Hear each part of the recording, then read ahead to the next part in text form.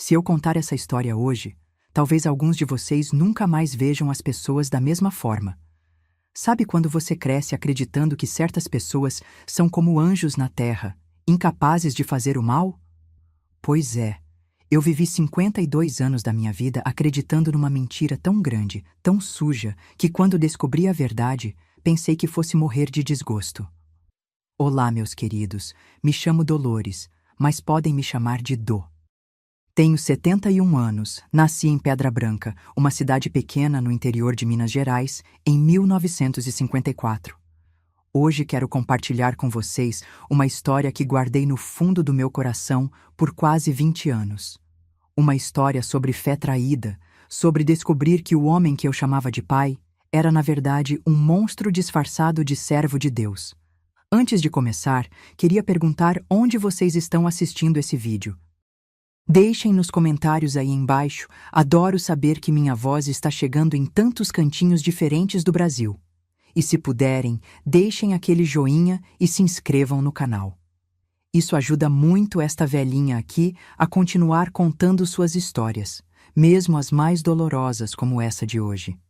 Eu precisei de muita coragem para decidir contar isso para vocês. Porque essa não é só a minha história. É a história de muitas mulheres que sofreram em silêncio, protegidas pelo manto da religião e do medo. Se você está assistindo e já viveu algo parecido, saiba que não está sozinha. E se conhece alguém que precisa ouvir essa história, compartilhe. Às vezes, a verdade é a única coisa que pode libertar uma alma aprisionada. Essa história começa em 1954. Quando eu era apenas uma criança inocente que acreditava que todos os adultos do Salão do Reino eram santos. Mas também termina em 2005, quando descobri que o inferno às vezes usa o nome de Deus para esconder suas obras mais sujas. Respirem fundo comigo, porque vocês vão precisar de fôlego para acompanhar essa jornada. Era o ano de 1960. Eu tinha apenas 6 anos quando minha família se mudou para Águas Claras, uma cidade maior que Pedra Branca, com mais ou menos 15 mil habitantes na época.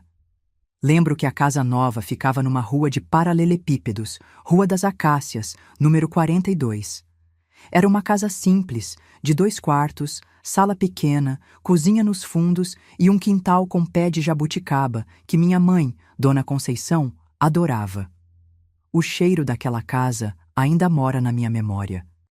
Cheiro de cera no assoalho de madeira que minha mãe encerava todo sábado religiosamente, misturado com o perfume das rosas brancas que ela plantava ao longo da cerca.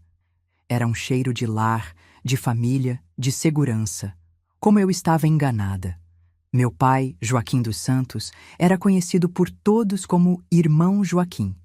Um homem alto, de 1,80 m, cabelos sempre bem cortados, bigode aparado, roupas sempre impecáveis.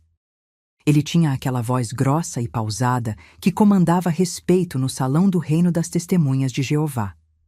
Na época, ele já era servo ministerial, caminhando a passos largos para se tornar ancião da congregação.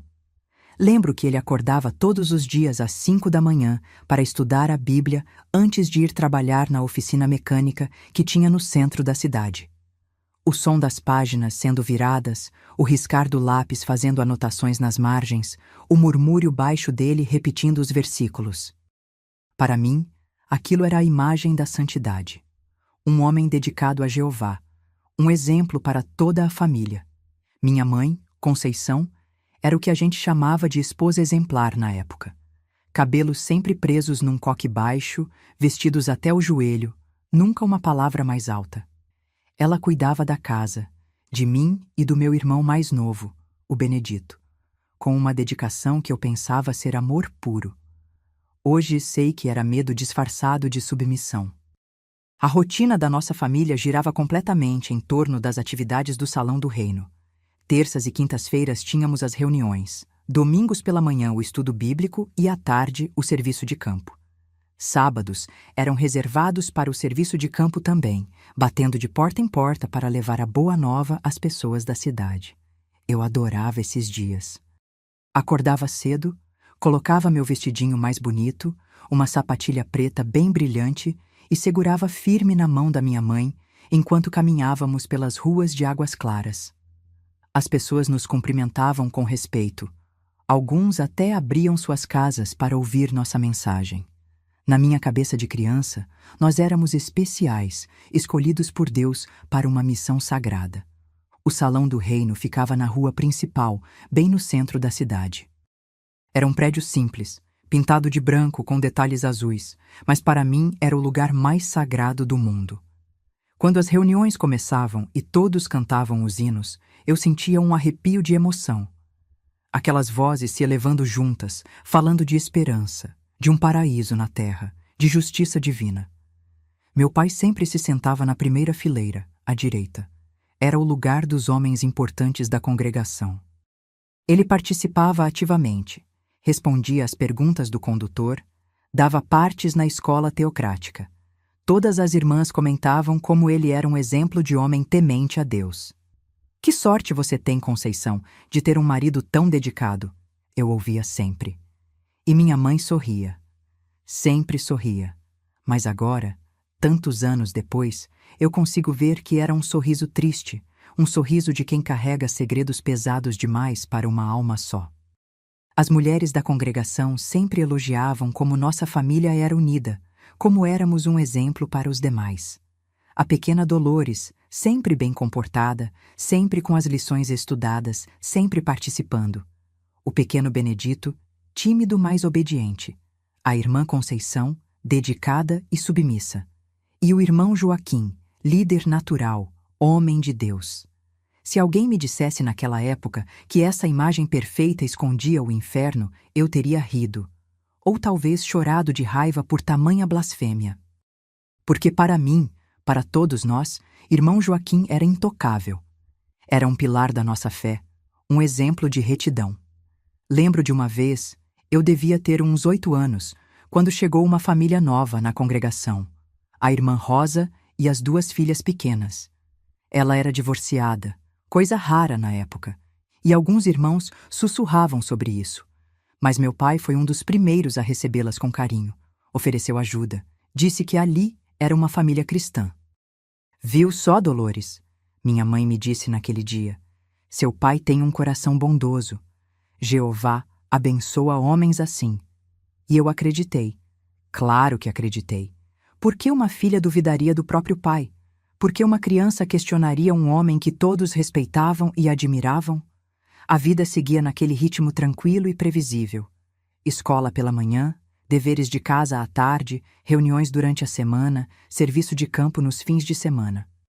Nas férias escolares, tínhamos as assembleias distritais, grandes encontros que duravam 3 dias inteiros, com milhares de testemunhas de Jeová de toda a região.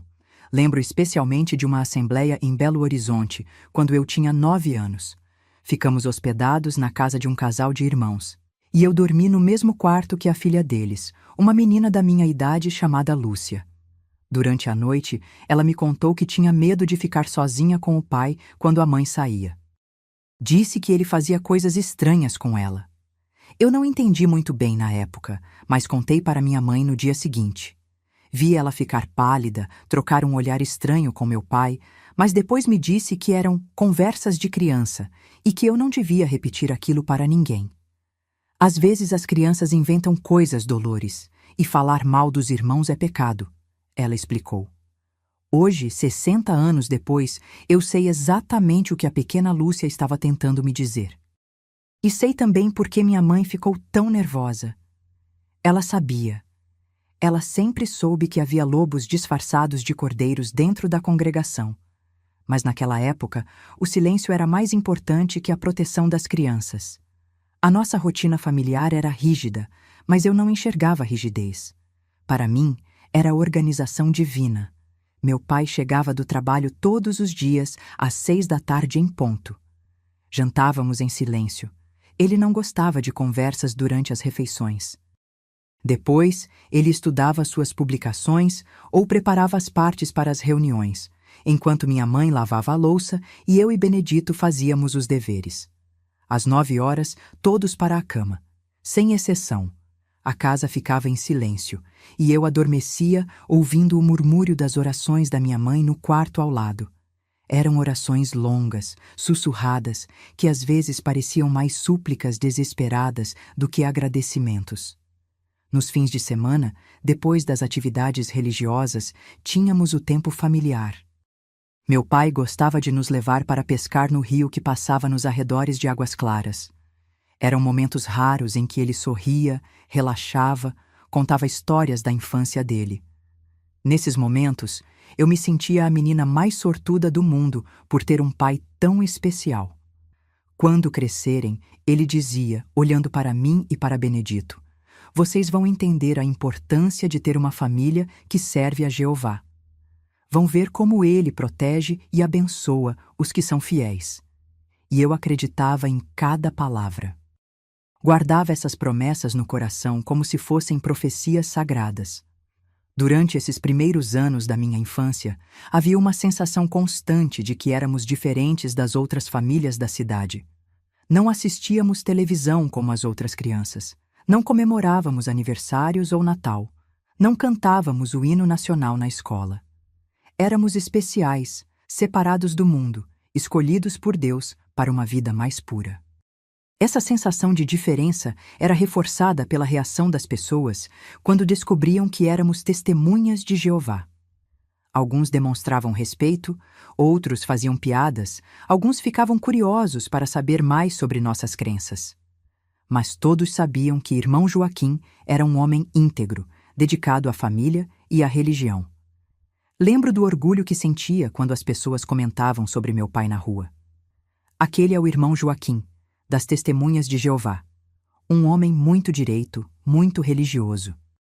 Ou quando outras crianças da escola me diziam que gostariam de ter um pai como o meu, tão dedicado e responsável. Na escola, eu era conhecida como a filha do irmão Joaquim. As professoras me tratavam com um carinho especial, como se eu fosse diferente das outras crianças. Dolores é uma menina muito bem educada, muito respeitosa. É o reflexo da educação que recebe em casa. Elas comentavam com minha mãe durante as reuniões de pais.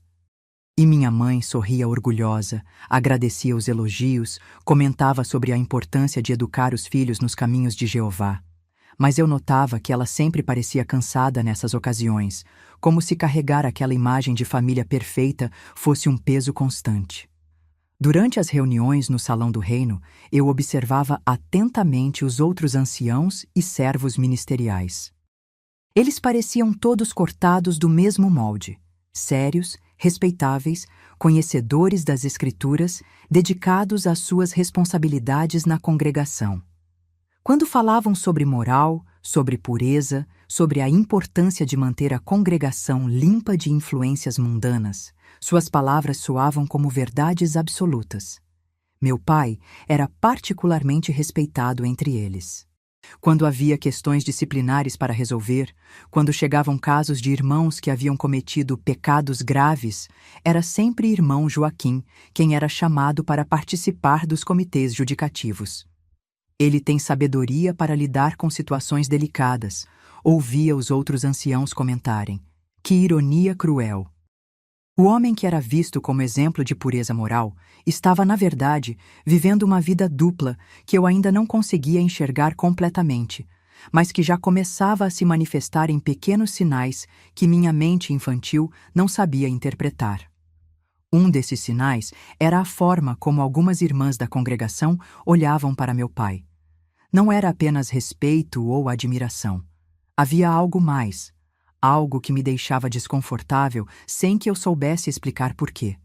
Era um olhar submisso demais, temeroso demais, como se elas tivessem medo dele, não apenas respeito.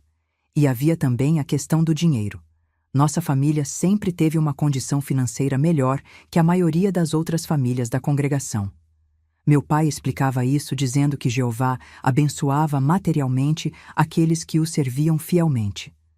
Mas eu começava a notar que nem todos os servos fiéis pareciam receber as mesmas bênçãos materiais.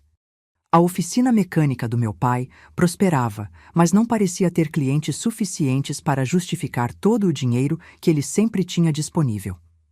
Quando eu perguntava sobre isso, ele dizia que tinha outros negócios além da oficina, investimentos que Jeová havia abençoado. Mas que investimentos eram esses? Por que ele nunca falava sobre eles claramente? Por que, quando chegavam certas visitas em casa, eu e Benedito éramos sempre mandados para os quartos, proibidos de participar das conversas dos adultos? Essas perguntas começaram a fermentar na minha mente ainda na infância, como sementes de dúvida que levariam anos para germinar completamente. Mas já eram o início de uma inquietação que cresceria comigo até explodir de forma devastadora na minha adolescência. Foi por volta dos meus 12 anos, em 1966, que comecei a perceber algumas coisas estranhas, embora na época eu não soubesse interpretar os sinais.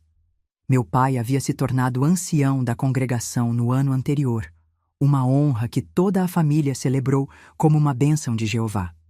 Com essa nova posição, nossa casa se tornou um ponto de encontro frequente para reuniões dos líderes da congregação. Lembro que nas noites de quinta-feira, depois das reuniões regulares no Salão do Reino, alguns anciãos e servos ministeriais vinham até nossa casa para o que eles chamavam de reuniões administrativas.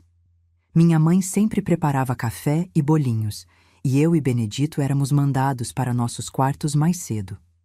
Assuntos de adultos, papai dizia com aquele tom que não admitia questionamentos. O estranho era que essas reuniões se estendiam até muito tarde. Eu acordava às vezes 2, 3 da manhã, com o som de vozes baixas vindas da sala. Não eram vozes de oração ou estudo bíblico. Eram conversas tensas, sussurradas, interrompidas por silêncios longos. E, ocasionalmente, eu ouvia risos. Risos que não combinavam com reuniões religiosas. Uma dessas noites, precisei levantar para ir ao banheiro. Como nosso quarto ficava no corredor que dava para a sala, eu podia ver parte da reunião pela fresta da porta que minha mãe sempre deixava entreaberta para ouvir se precisássemos de alguma coisa. Vi meu pai e mais 3 homens sentados ao redor da mesa de jantar, mas não estavam com bíblias ou publicações da torre de vigia. Havia papéis diferentes, dinheiro sobre a mesa, e um dos homens contava uma quantia significativa de notas. Quando voltei para a cama, fiquei inquieta. Por que havia dinheiro naquela reunião? Por que eles sussurravam tanto?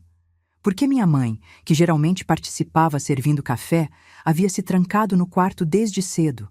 No dia seguinte, quando tentei perguntar discretamente sobre a reunião, meu pai me olhou com uma seriedade que me gelou o sangue. Dolores, ele disse com aquela voz grave. Crianças curiosas demais podem se meter em problemas. E na casa de um ancião, todos devem ser exemplos de obediência. Você entendeu? Entendi. Ou melhor, entendi que não devia mais perguntar. Mas a curiosidade havia sido plantada, e comecei a prestar mais atenção nas coisas ao meu redor. Foi mais ou menos nessa época que percebi mudanças no comportamento da minha mãe. Ela sempre fora quieta, mas começou a ficar estranhamente silenciosa. Às vezes eu a encontrava parada no meio da cozinha, olhando para o nada, com uma expressão que eu não sabia nomear. Quando eu chamava, ela se assustava como se tivesse acordado de um pesadelo. "Está tudo bem, mamãe?" eu perguntava. "Claro, minha filha. Mamãe estava só, pensando nas coisas de Jeová", ela respondia sempre, mas o sorriso não chegava aos olhos. Comecei a notar também que ela tomava uns comprimidos pequenos e brancos que guardava num vidrinho dentro do armário da cozinha. Quando perguntei o que era, ela disse que eram vitaminas que o Dr. Geraldo havia receitado para ela. "Para ficar mais forte e saudável", explicou. Mas eu havia tomar esses comprimidos com uma frequência que não parecia normal para vitaminas. Outro detalhe que me chamou a atenção foi a chegada de novas famílias na congregação. Sempre mulheres sozinhas com filhos pequenos, ou casais jovens que pareciam muito assustados. Meu pai sempre se oferecia para ajudá-las, e nossa casa se tornou uma espécie de ponto de apoio para esses novos membros. A irmã Marina chegou em março de 1967. Era uma mulher bonita, de uns 30 anos, com 2 filhos pequenos. Ela dizia que havia se mudado de Montes Claros depois que o marido a abandonou. Meu pai a recebeu com braços abertos, ofereceu trabalho na casa de uma família da congregação, ajudou a conseguir uma casinha alugada perto da nossa. O que me intrigava era como irmã Marina sempre parecia meio desligada durante as reuniões. Ela olhava fixo para a frente, respondia quando perguntavam algo, mas era como se estivesse em outro mundo. E eu notei que depois que ela chegou, aquelas reuniões noturnas na nossa casa se tornaram mais frequentes. Uma noite, eu estava no quintal ajudando minha mãe a tirar as roupas do varal quando vimos irmã Marina passando pela rua. Era quase 10 da noite, horário incomum para uma irmã andar sozinha pelas ruas. Ela caminhou direto até nossa casa e entrou pela porta dos fundos, como se já conhecesse o caminho. Mamãe, por que irmã Marina entrou pelos fundos? Perguntei. Minha mãe largou a roupa que estava dobrando e me olhou com uma expressão que nunca vou esquecer. Era medo puro. Dolores, vamos para dentro e não faça mais perguntas sobre isso. Está bem? Naquela noite, eu não consegui dormir. Ficava ouvindo os sons que vinham da sala. Conversas baixas, depois silêncio, depois uns ruídos estranhos que eu não conseguia identificar. E de vez em quando, um gemido abafado que parecia de dor ou alguma outra coisa que eu não compreendia.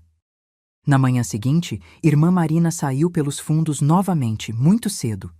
Eu a vi da janela do meu quarto. Ela caminhava devagar, meio cambaleante, segurando na cerca para se apoiar. Quando chegou na rua, parou, respirou fundo várias vezes e só então seguiu para casa. Durante o café da manhã, meu pai estava especialmente bem-humorado. Assoviava baixinho enquanto lia a Bíblia. Elogiou o café da minha mãe, até brincou comigo e com Benedito. Era uma alegria que contrastava com o clima pesado que eu havia sentido na noite anterior. Joaquim, minha mãe disse com voz baixa, você acha que... Conceição, ele a interrompeu sem levantar os olhos da Bíblia. Uma esposa sábia não questiona as decisões do marido. E uma esposa temente a Deus confia que Jeová abençoa as ações dos seus servos escolhidos. Minha mãe abaixou a cabeça e não falou mais nada. Mas eu vi uma lágrima escorrer pelo rosto dela e cair no prato de café com leite. As semanas seguintes trouxeram mais novidades estranhas. Meu pai começou a receber visitas de homens que eu não conhecia da congregação. Homens mais velhos, bem vestidos, que chegavam em carros bonitos e ficavam conversando com ele no escritório que ele havia montado nos fundos da casa. Esses homens sempre tinham um cheiro diferente. Não era cologne nem sabonete. Era um cheiro mais... pesado. Doce demais. E eles olhavam para mim e para Benedito de um jeito que me deixava desconfortável. Não era o olhar carinhoso que os irmãos da congregação costumavam ter com as crianças. Era um olhar que me fazia querer correr e me esconder. Uma tarde, quando voltei da escola mais cedo porque a professora havia passado mal, encontrei um desses homens conversando com meu pai na sala. Eles pararam de falar assim que me viram e o homem me olhou de cima a baixo de um jeito que fez minha pele arrepiar. Esta é sua filha, Joaquim? Ele perguntou com uma voz melosa. É sim. Dolores, cumprimente o irmão Augusto.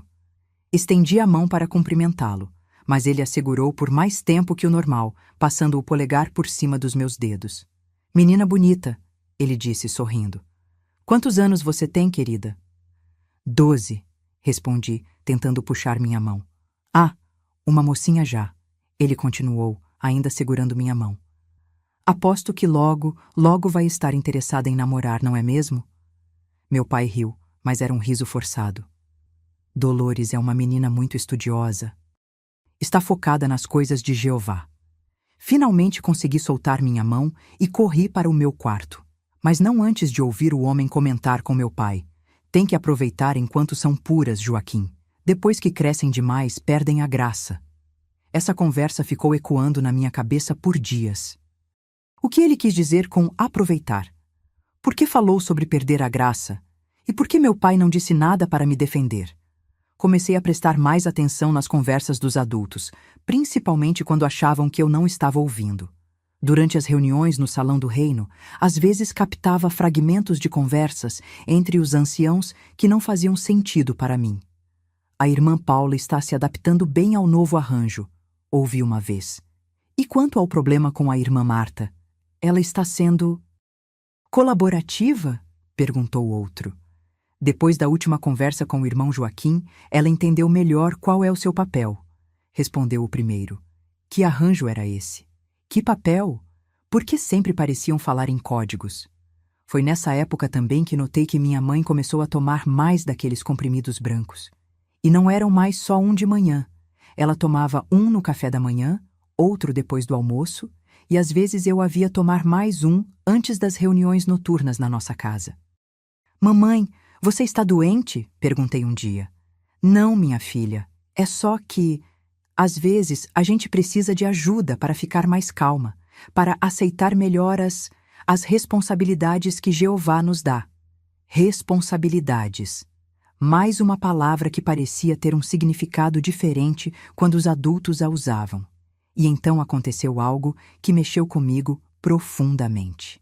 A irmã Rosa, aquela que havia chegado com as 2 filhas pequenas quando eu tinha 8 anos, desapareceu. Simplesmente desapareceu.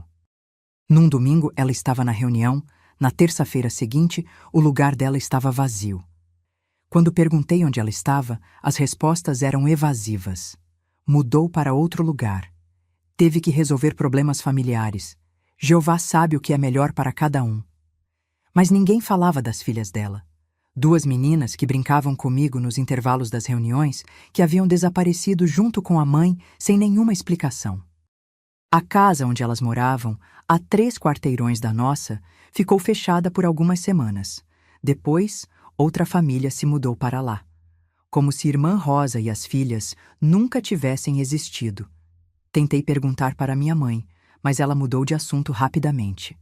Tentei perguntar para meu pai, mas ele me disse que algumas perguntas são inapropriadas para crianças e que eu devia me concentrar em ser uma boa estudante e uma boa testemunha de Jeová. Mas a pergunta não saía da minha cabeça. Para onde Irmã Rosa havia levado as filhas? Por que saíram tão de repente? E por que, quando eu mencionei o nome dela para outras irmãs da congregação, elas reagiam como se não soubessem de quem eu estava falando? Foi então que comecei a perceber um padrão. Várias mulheres haviam chegado à congregação nos últimos anos, sempre sozinhas ou com filhos pequenos, sempre parecendo assustadas ou desligadas, e depois de um tempo, algumas simplesmente desapareciam. E toda vez que isso acontecia, aquelas reuniões noturnas na nossa casa se tornavam mais frequentes, e meu pai ficava mais rico. Sim, mais rico. Isso era impossível de negar. Nossa casa havia sido reformada. Tínhamos um carro novo, minha mãe ganhara roupas mais caras, eu e Benedito tínhamos sempre dinheiro para os lanches da escola. E meu pai explicava tudo dizendo que Jeová abençoa os fiéis com prosperidade material. Mas eu começava a desconfiar que essa prosperidade tinha uma origem que não era divina. Durante esse período, também comecei a notar mudanças na dinâmica das reuniões no Salão do Reino. Meu pai havia se tornado uma figura ainda mais central na congregação. Quando ele falava, todos ouviam com uma atenção que ia além do respeito normal. Era quase como se tivessem medo de discordar dele.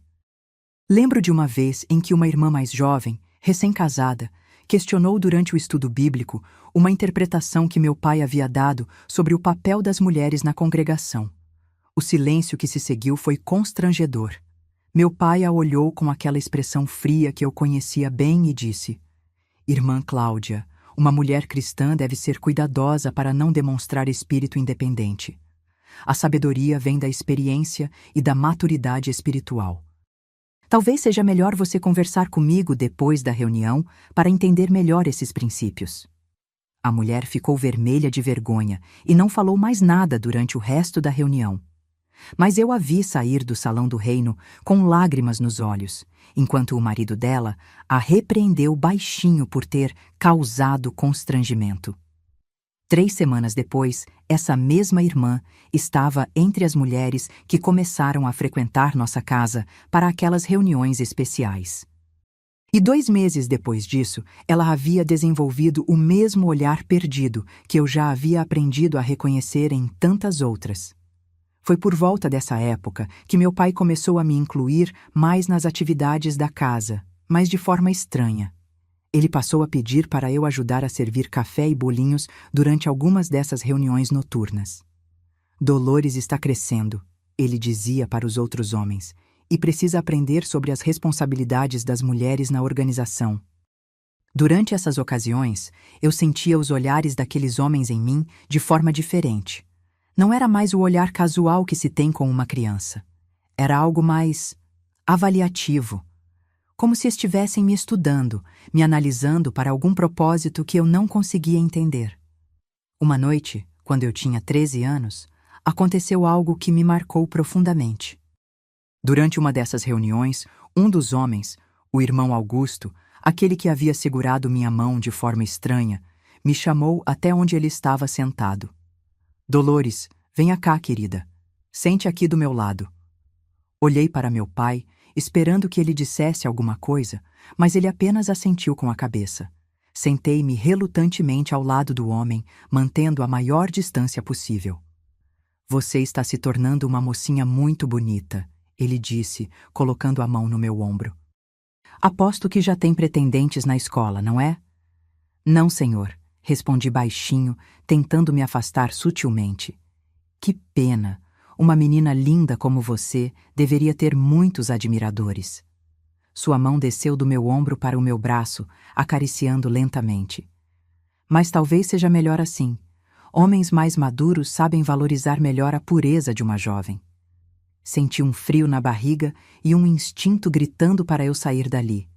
Levantei-me rapidamente. Com licença, preciso ajudar mamãe na cozinha. Corre para a cozinha, onde encontrei minha mãe lavando louça com as mãos tremendo. Quando ela me viu, perguntou com voz baixa: "O que foi, minha filha? Você está pálida." Contei o que havia acontecido, esperando que ela ficasse indignada, que fosse falar com meu pai. Mas ela apenas fechou os olhos, respirou fundo e tomou 2 comprimidos brancos. "Dolores", ela disse com voz cansada. Às vezes os homens falam coisas que não sabem como expressar direito. Não significa nada. E é melhor você não comentar isso com seu pai. Ele pode ficar chateado por você ter interpretado mal uma gentileza. Mas eu sabia que não havia interpretado mal nada. E comecei a perceber que minha mãe sabia disso também. Nos meses seguintes, essas situações se tornaram mais frequentes. Outros homens começaram a fazer comentários similares, sempre quando meu pai não estava por perto, sempre seguidos de toques casuais que me deixavam extremamente desconfortável. E minha mãe sempre reagia da mesma forma. Me pedia para não fazer alarde, para não criar problemas, para entender que eram apenas gentilezas de homens importantes da comunidade. Foi nessa época que comecei a entender que os comprimidos que minha mãe tomava não eram vitaminas. Uma tarde, quando ela havia saído rapidamente para comprar algo na padaria, abri o frasco e li o rótulo. Era diazepam, um calmante forte que só podia ser obtido com receita médica. Por que minha mãe precisava de calmantes tão fortes? E por que o Dr. Geraldo, que era irmão da congregação, continuava prescrevendo esses remédios para ela em quantidades cada vez maiores? A resposta começou a se formar na minha mente, mesmo que eu não quisesse aceitar. Minha mãe não estava tomando esses remédios por vontade própria. Ela estava sendo medicada para ficar dócil, submissa, incapaz de reagir a situações que uma mulher lúcida jamais aceitaria. E se isso estava acontecendo com ela, significava que as outras mulheres da congregação, que tinham aquele olhar perdido, também estavam sendo medicadas da mesma forma. Meu pai não era apenas um ancião respeitado. Ele era o cabeça de um esquema que usava a religião como fachada para algo muito mais sinistro. E eu, que estava crescendo e me tornando uma mocinha bonita, estava sendo preparada para me tornar a próxima vítima. Foi então que decidi começar a prestar atenção em tudo. Cada conversa sussurrada, cada olhar estranho, cada mudança no comportamento das pessoas ao meu redor. Se havia algo terrível acontecendo na minha casa, na minha congregação, eu precisava descobrir o que era antes que fosse tarde demais. Foi no meu aniversário de 15 anos, em setembro de 1969, que tudo começou a ficar mais claro e mais assustador ao mesmo tempo. Naquela época, 15 anos marcavam uma transição importante para as meninas testemunhas de Jeová. Era quando começávamos a ser vistas como jovens adultas e podíamos participar mais ativamente das atividades da congregação. Meu pai organizou uma pequena festa em casa, só para a família e alguns irmãos mais próximos. Lembro que minha mãe passou o dia todo cozinhando, mas parecia mais nervosa que feliz. Ela tomou aqueles comprimidos brancos 3 vezes só naquela manhã. E quando eu perguntei se estava tudo bem, ela disse que era só ansiedade por querer que tudo saísse perfeito. Durante a festa, percebi que os homens me olhavam diferente. Não era mais o olhar condescendente que se tem com crianças, mas algo mais avaliativo, como se estivessem me vendo pela primeira vez, ou vendo algo em mim que antes não havia notado. O irmão Augusto, aquele que me havia deixado desconfortável meses antes, se aproximou de mim durante a festa e disse: Dolores, você está se tornando uma moça muito bonita. Sua família deve estar orgulhosa. E então, abaixando a voz para que só eu ouvisse: Tenho certeza de que logo, logo você vai poder ajudar de formas mais maduras nas atividades da congregação. Não entendi o que ele quis dizer, mas a forma como disse me deu um frio na barriga. Naquela noite, depois que todos foram embora, ouvi meus pais conversando no quarto deles. Não era uma conversa normal. Minha mãe estava chorando. Joaquim, ela ainda é uma criança, ouvi ela dizer entre soluços. Conceição, você sabe muito bem que não podemos nos dar ao luxo de sermos sentimentais. E 15 anos já não é mais criança. Sua avó se casou com 14, lembra? Mas isso é diferente, Joaquim. Isso é o que precisa ser feito. E você vai cooperar como sempre fez, porque você sabe o que acontece com esposas que não cooperam, não sabe? O tom da voz dele mudou completamente. Não era mais o tom do marido conversando com a esposa. Era uma ameaça clara e fria. Minha mãe parou de chorar. O silêncio que se seguiu foi mais assustador que os soluços. Nos dias seguintes, meu pai começou a me incluir mais nas responsabilidades da casa.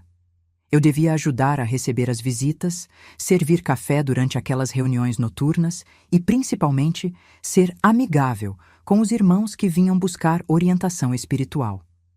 Dolores, ele me disse numa manhã, você está crescendo e precisa aprender sobre as responsabilidades das mulheres na organização de Jeová. Nem tudo é explicado nas publicações. Algumas coisas a gente aprende na prática, no dia a dia. Ele começou a me explicar que existiam ajudas especiais que algumas irmãs prestavam para fortalecer a congregação. São atos de amor cristão, ele dizia. Formas de mostrar submissão e gratidão por tudo que Jeová nos dá. Quando perguntei que tipo de ajuda era essa, ele disse que eu aprenderia aos poucos, que era uma honra ter sido escolhida para esse tipo de serviço especial e que nem todas as jovens eram consideradas dignas dessa confiança. Na semana seguinte ao meu aniversário, uma nova família chegou à congregação. Irmã Lúcia e a filha de 18 anos, Mariana. Elas haviam se mudado de uma cidade pequena do norte de Minas depois que o marido de Lúcia morreu num acidente de trabalho. Irmã Lúcia era uma mulher muito bonita, de uns 35 anos, mas tinha sempre aquele olhar perdido que eu já havia aprendido a reconhecer nas mulheres que chegavam à nossa congregação. E Mariana, apesar de ter só 3 anos a mais que eu, parecia muito mais velha. Havia uma tristeza no olhar dela que não combinava com a idade. Meu pai se ofereceu para ajudá-las, como sempre fazia. Conseguiu uma casa para elas alugarem, trabalho para a irmã Lúcia numa família da congregação e se prontificou a dar estudos bíblicos especiais para Mariana, já que ela ainda estava se adaptando à verdade. Foi durante um desses estudos bíblicos especiais que eu comecei a entender o que realmente estava acontecendo. Numa quinta-feira à noite, depois da reunião no Salão do Reino, Mariana veio para nossa casa para o tal estudo especial. Meu pai disse que eu podia participar, que seria educativo para mim ver como ele conduzia estudos com jovens que tinham dúvidas sobre sua fé. Começou normal. Eles abriram a Bíblia, leram alguns versículos sobre submissão e obediência. Mas depois de uns 20 minutos, meu pai começou a falar sobre coisas que não estavam em nenhuma publicação da torre de vigia. Mariana, ele disse com aquela voz pausada e autoritária, você precisa entender que servir a Jeová às vezes exige sacrifícios que não são fáceis de compreender. Mas a obediência é mais importante que o entendimento. Ele começou a explicar que existiam formas especiais de servir, que não eram discutidas abertamente, mas que eram essenciais para o funcionamento da congregação. Algumas irmãs são chamadas para um tipo de serviço mais íntimo. É uma honra, uma demonstração de confiança total em Jeová e nos seus representantes na terra. Mariana estava ficando visivelmente desconfortável. Eu via suas mãos tremendo enquanto segurava a Bíblia. Mas, irmão Joaquim, ela disse com voz baixa, isso não está escrito em lugar nenhum das nossas publicações. Nem tudo precisa estar escrito, Mariana. Algumas verdades são transmitidas oralmente, de ancião para as ovelhas que são dignas de confiança. Você confia em mim como seu pastor espiritual? Ela assentiu, mas eu podia ver o medo nos olhos dela. Então você precisa entender que seu papel como jovem mulher na congregação inclui ajudar os irmãos anciãos a manterem o equilíbrio espiritual necessário para suas responsabilidades. São momentos de comunhão especial, momentos sagrados que fortalecem toda a congregação. Eu não estava entendendo completamente o que ele queria dizer, mas sabia que havia algo muito errado ali. A atmosfera estava pesada e Mariana parecia estar à beira do desespero. E se eu não quiser participar dessa comunhão? Ela perguntou com a voz quase sumindo. O rosto do meu pai mudou completamente. O sorriso paternal desapareceu e foi substituído por uma expressão fria que me gelou o sangue. Mariana, você e sua mãe chegaram aqui sem nada. Nós demos casa, trabalho, propósito na vida. Vocês dependem completamente da boa vontade da congregação. Seria muito triste se vocês tivessem que procurar outro lugar para viver, principalmente considerando que sua mãe tem aqueles problemas de saúde que exigem medicamentos especiais. A ameaça estava clara. E eu comecei a entender que minha mãe não tomava vitaminas. Ela tomava calmantes ou coisa pior, para conseguir suportar o que quer que estivesse acontecendo na nossa casa. Mariana começou a chorar baixinho. Eu não sei como fazer isso. Não se preocupe, meu pai disse, voltando ao tom paternal. Dolores vai te ajudar a aprender. Ela está sendo preparada para o mesmo tipo de serviço especial. Vocês duas podem se apoiar mutuamente nessa jornada de fé. Foi aí que meu mundo desabou. Ele estava falando de mim. Eu estava sendo preparada para alguma coisa horrível, e eu nem sabia direito o que era. Naquela noite, não consegui dormir. Fiquei ouvindo os sons vindos da sala, tentando entender o que estava acontecendo. Ouvi a voz do meu pai, a voz de Mariana, às vezes em tom normal, às vezes sussurrando, às vezes em gemidos abafados que me deixavam com náusea. Na manhã seguinte, Mariana saiu pelos fundos, como todas as outras mulheres faziam. Mas dessa vez, eu a interceptei no quintal. Mariana, o que aconteceu ontem à noite? Ela me olhou com os olhos vermelhos de tanto chorar e segurou meus ombros com força. Dolores, você precisa fugir. Precisa sair dessa casa, dessa cidade, dessa vida. Seu pai... Ele não é um homem de Deus. Ele é um demônio. Mas do que você está falando? Ele é ancião, ele serve a Jeová, ele serve apenas a si mesmo e aos outros homens que pagam por coisas que não deviam existir. E você, por ser filha dele, vai ser o próximo alvo. Antes que eu pudesse perguntar mais alguma coisa, minha mãe apareceu na porta dos fundos. Dolores, entre já para casa. E você, Mariana, vá embora, agora. Quando entrei em casa, minha mãe me puxou para o banheiro e fechou a porta. Escute bem o que eu vou te dizer e nunca mais toque nesse assunto. Ela sussurrou com desespero. Seu pai, ele faz coisas ruins, coisas que eu não posso impedir, coisas que se eu tentar impedir, Ele vai me matar ou me internar como louca, mas você ainda tem chance de escapar. Mamãe, do que você está falando? Ele droga as mulheres, Dolores. Ele me droga há anos, e depois ele deixa outros homens fazerem coisas comigo enquanto eu estou quase desmaiada, e cobra dinheiro por isso. Muito dinheiro. O mundo girou ao meu redor. Senti que ia vomitar. E agora ele quer fazer a mesma coisa com você, porque você está ficando moça, e os homens que pagam, eles gostam das mais novas. Mas mamãe, por que você nunca... Porque nunca denunciei. Para quem, Dolores? Ele é ancião da congregação. Os outros anciãos participam disso também. A polícia da cidade recebe dinheiro para ficar quieta, e eu estou tão viciada nesses remédios que ele me dá que nem sei mais onde começa a realidade e onde termina o pesadelo. Ela me abraçou com força, chorando. Você precisa encontrar um jeito de sair daqui antes que seja tarde, porque se ficar, vai acontecer com você a mesma coisa que aconteceu comigo, com a irmã Marina, com a Mariana, com todas as outras que chegaram aqui desesperadas e acabaram presas nessa teia. E as que desapareceram?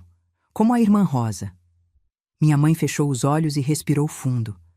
As que tentaram resistir ou ameaçaram contar para alguém, elas foram mandadas para muito longe, para lugares onde ninguém vai procurar, para outros homens em outras cidades que fazem coisas ainda piores. Nesse momento, ouvimos a voz do meu pai chamando da sala. Conceição, Dolores, venham aqui, temos visita. Minha mãe rapidamente enxugou as lágrimas e tomou 2 comprimidos brancos que tirou do bolso do avental. Lembre-se, ela sussurrou. Você não sabe de nada. Sorria, seja educada e procure uma forma de sair daqui o mais rápido possível. Quando chegamos à sala, havia 3 homens conversando com meu pai. 2 eu reconheci como anciãos de congregações vizinhas. O terceiro era um desconhecido, mais velho, bem vestido, com um anel de ouro no dedo e um relógio caro no pulso. Ah, aqui estão minhas 2 princesas, meu pai disse com aquele sorriso falso. Dolores, venha cumprimentar o irmão Antônio. Ele veio de longe especialmente para conhecer você. O homem me olhou de cima a baixo com aquela mesma expressão avaliativa que eu já havia aprendido a temer. Realmente uma menina muito bonita, Joaquim. Exatamente como você descreveu. E quantos anos mesmo? 15. Acabou de fazer 15. Perfeito. A idade ideal para começar o treinamento especial. Eles continuaram conversando sobre mim como se eu não estivesse ali. Falavam sobre cronograma, preparação, cliente especial, preço diferenciado. Eu não entendia tudo, mas entendia o suficiente para saber que estava sendo negociada como uma mercadoria. Durante toda a conversa, minha mãe ficou em pé ao meu lado, tremendo ligeiramente. De vez em quando, ela apertava meu braço, como se estivesse tentando me dar força ou pedindo desculpas antecipadamente. Quando os homens foram embora, meu pai se aproximou de mim com aquele sorriso que eu agora reconhecia como completamente falso. Dolores, você está crescendo e chegou a hora de assumir responsabilidades de adulta. A partir da próxima semana, você vai começar a receber visitas especiais aqui em casa. São irmãos que precisam de orientação espiritual diferenciada, e você vai ajudar a proporcioná-la. Que tipo de ajuda, papai? O tipo que você vai aprender fazendo. Não se preocupe, sua mãe vai te explicar tudo. E lembre-se, isso é um privilégio. Nem todas as jovens são escolhidas para esse tipo de serviço sagrado. Naquela noite, minha mãe veio ao meu quarto depois que meu pai dormiu. Ela trouxe uma xícara de chá e sentou na minha cama. Dolores, eu vou te contar tudo, porque você precisa entender o que está acontecendo, mesmo que seja horrível demais para uma menina da sua idade. Ela me contou que meu pai não era apenas um ancião corrupto. Ele era o líder de uma rede que usava a Congregação das Testemunhas de Jeová como fachada para um esquema de exploração de mulheres vulneráveis. Ele identifica mulheres desesperadas, ela explicou com voz trêmula. Viúvas, abandonadas, mães solteiras, mulheres fugindo de situações ruins. Oferece ajuda, abrigo, propósito na vida através da religião. E quando elas estão dependentes dele, quando não têm para onde ir, ele as obriga a fazer coisas em troca da proteção. A que tipo de coisas? Ele droga elas com remédios que deixam a pessoa meio consciente, mas sem força para resistir. E depois cobra de homens ricos da região para usarem essas mulheres como quiserem. O horror da situação começou a tomar forma na minha mente. E os outros anciãos sabem? Alguns participam diretamente, outros fazem vista grossa em troca de dinheiro ou favores. E alguns realmente não sabem, mas mesmo se soubessem, quem ia acreditar que um homem tão respeitado na comunidade fazia essas coisas? E você, mamãe? Como começou? Ela fechou os olhos e respirou fundo antes de responder. Logo depois que nos casamos, eu descobri por acaso. Tentei confrontá-lo, ameacei contar para os líderes da organização. Foi quando ele me mostrou que tipo de homem realmente era. Me bateu até eu desmaiar e depois começou a me dar esses remédios. Ela mostrou o frasco com os comprimidos brancos. No começo era só para me manter calma, para eu não causar problemas, mas depois ele descobriu que podia ganhar dinheiro me oferecendo para outros homens também. E quanto mais tempo passava, mais viciada eu ficava nesses remédios, menos força eu tinha para resistir. Por que nunca tentou fugir? Para onde? Com que dinheiro? E principalmente, como? Esses remédios mexem com a cabeça da gente, Dolores. Às vezes, eu nem sei se o que lembro realmente aconteceu ou se foi um pesadelo causado pela medicação. Ela me abraçou chorando. Mas você ainda pode escapar. Você ainda está lúcida, ainda tem forças. Precisa encontrar um jeito de sair daqui antes que ele comece a te drogar também.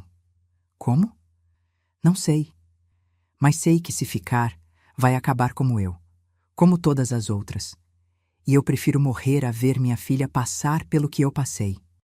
A partir daquela conversa, comecei a observar tudo com olhos diferentes. Vi como meu pai manipulava as mulheres vulneráveis da congregação, como usava sua posição de ancião para ganhar confiança, como as isolava gradualmente de qualquer rede de apoio antes de começar a explorá-las. Vi também como o esquema era bem organizado. Os outros anciãos que participavam se revezavam nas visitas especiais. O Dr. Geraldo fornecia os medicamentos necessários. Alguns comerciantes da cidade forneciam casas discretas, onde as mulheres eram levadas quando precisavam ser punidas por resistir. E percebi que meu tempo estava se esgotando. A cada dia que passava, meu pai me incluía mais nas atividades suspeitas. Me fazia ficar na sala durante conversas que antes eram proibidas para mim. Me apresentava para mais homens estranhos que me olhavam com aquela expressão que me fazia sentir suja. É difícil até hoje reviver esses momentos. Às vezes me pergunto como consegui suportar tanto. Vocês que estão me acompanhando até aqui, o que acham que eu deveria ter feito? Me conta lá nos comentários. A noite que mudou tudo aconteceu numa sexta-feira, 17 de outubro de 1969. Lembro da data exata porque foi o dia em que minha infância morreu e minha vida adulta começou da forma mais brutal possível. Meu pai havia anunciado durante o jantar que teríamos uma visita especial naquela noite. O irmão Antônio vai voltar e dessa vez vai trazer alguns amigos. Dolores, você vai participar da reunião hoje. É hora de começar suas responsabilidades de mulher. Minha mãe ficou pálida e derrubou o garfo no prato, fazendo um barulho que ecoou pela cozinha silenciosa. Joaquim, ela disse com voz trêmula, talvez seja melhor esperar mais um pouco. Ela ainda é muito... Conceição. A voz dele cortou o ar como uma lâmina. Você não tem direito de opinar sobre decisões que não lhe cabem. E sugiro que tome seus remédios antes dos convidados chegarem. Você também vai participar hoje. Vi minha mãe engolir 3 comprimidos brancos de uma vez, suas mãos tremendo tanto que quase derrubou o copo d'água. Depois do jantar, meu pai me chamou para uma conversa no quarto dele. Dolores, Hoje você vai descobrir qual é o seu verdadeiro propósito na vida. Não é ser apenas uma testemunha de Jeová comum. Você foi escolhida para algo maior, algo que vai garantir prosperidade para nossa família e fortalecimento para a congregação. Ele abriu a gaveta da cômoda e tirou um frasco igual ao da minha mãe, cheio de comprimidos brancos. Isso vai te ajudar a relaxar, a aceitar melhor suas novas responsabilidades. É normal ficar nervosa na primeira vez. Não quero tomar isso, eu disse recuando. Seu rosto se transformou numa máscara de raiva fria. Você não tem escolha, Dolores. Ou toma voluntariamente, ou eu vou te forçar a tomar. E se tentar resistir ou causar problemas, quem vai sofrer não vai ser só você. Sua mãe também vai pagar pelas suas rebeliões. Olhei para a porta do quarto, pensando em correr, mas ele estava bloqueando a saída. E nem pense em fugir. Para onde você vai? Tem 15 anos, não tem dinheiro, não conhece ninguém fora da congregação.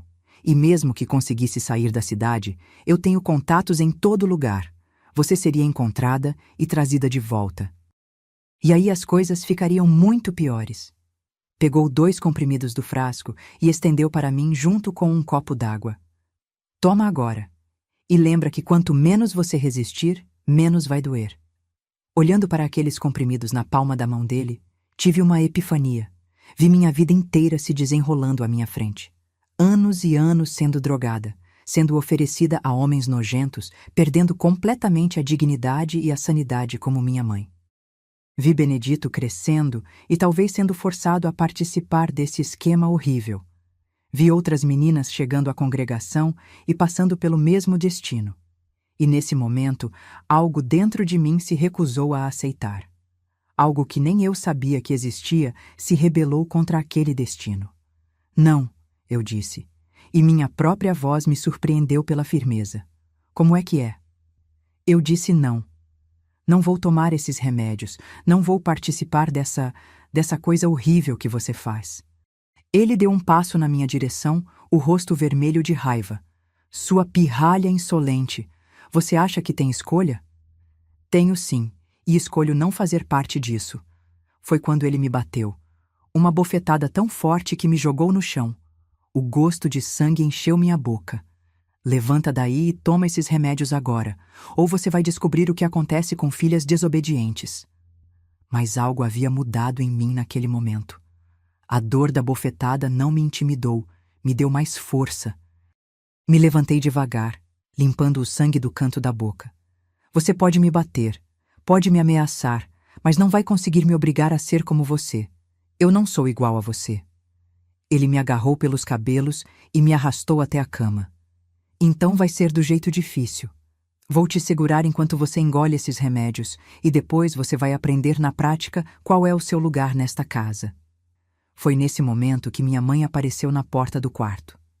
Ela estava claramente sob efeito dos calmantes, cambaleando ligeiramente, mas quando viu a cena, algo despertou nela também.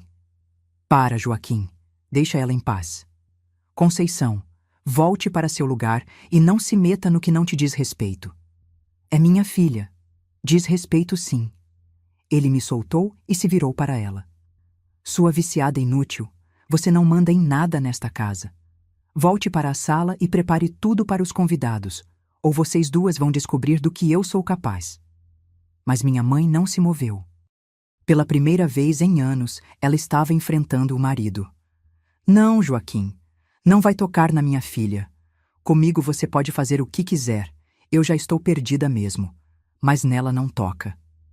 Ele avançou na direção dela, mas nesse momento ouvimos a campainha tocar. Os convidados haviam chegado. Merda, ele murmurou. Vamos resolver isso depois. Conceição vai receber as visitas. E você? Apontou para mim. Fica neste quarto até eu voltar. Se tentar sair, vai ser pior para vocês duas. Ele saiu, trancando a porta por fora. Minha mãe se aproximou de mim e pela primeira vez em meses eu vi clareza nos olhos dela. Dolores, escuta bem o que eu vou te dizer. Hoje à noite, quando eles estiverem ocupados na sala, você vai sair pela janela do banheiro e correr para a casa da sua tia Helena, em Montes Claros. Mamãe, eu não posso te deixar aqui. Pode sim. Tem que deixar. Eu já estou morta por dentro há muito tempo, mas você ainda pode ter uma vida.